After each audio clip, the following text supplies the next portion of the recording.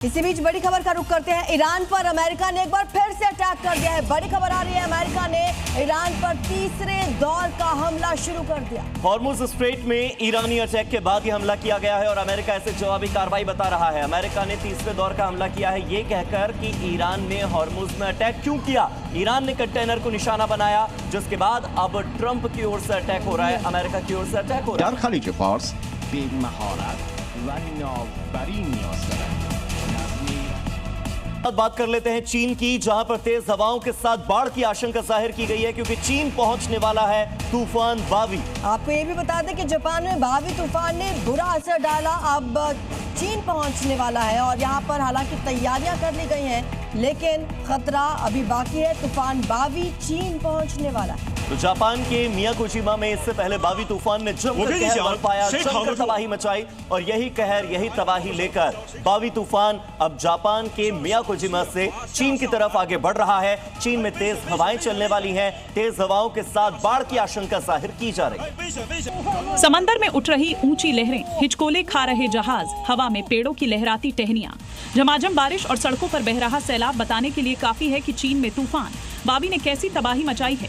Japan और Taiwan के बाद तूफान चीन के समुद्री तट से टकराया। हालांकि यहां राहत और बचाव के काम पहले ही शुरू कर दिए गए थे, जिसके कारण ज्यादा नुकसान नहीं हुआ।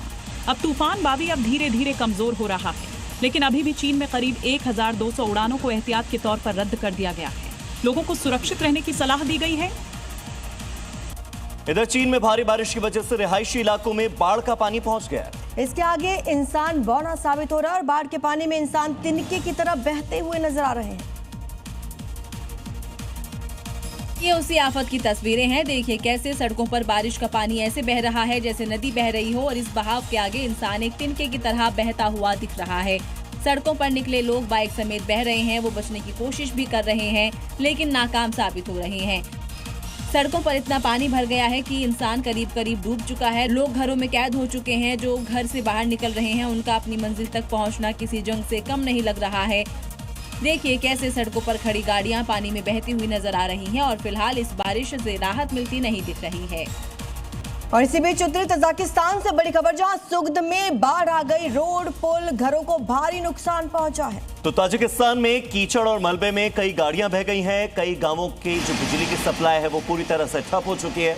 ये तस्वीरें हम आपको दिखा रहे हैं मिडिल एशिया के ताजिकिस्तान की, जहां पर बिजली सप्लाई ठप हो चुकी है। ताजिकिस्तान के सुगद में रोड, पुल, घर सभी को बहुत नुकसान पहुंचा है भारी बारिश के बाद।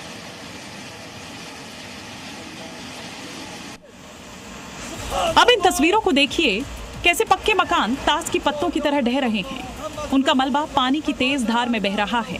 पानी में बह रही इन लकड़ियों को देखकर अंदाजा लगाया जा सकता है कि यहाँ कुदरत का कहर किस कदर बरपा है। देखिए पार्किंग में खड़ी गाड़ियाँ कैसे पानी में बह रही हैं।